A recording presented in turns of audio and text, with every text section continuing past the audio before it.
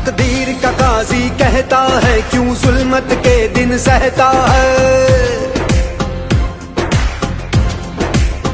हो तकदीर का काजी कहता है क्यों जुल्मत के दिन सहता है। अपने बच्चों के मुस्तकबिल का कातिल बन के रहता है। ना जीता है ना मरता है क्यों हक लेने से डरता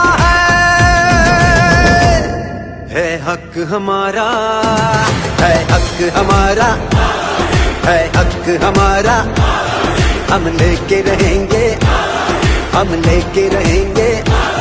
है हक हमारा आजादी, हम लेके रहेंगे आजादी। हम लेके रहेंगे आजादी।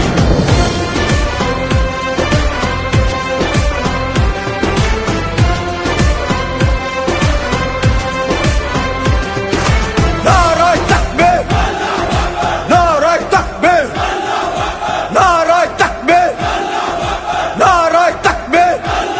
है तायर लाहूती उस रिज्क से मौत अच्छी जिस रिज्क से आती हो परवाज में कोताही।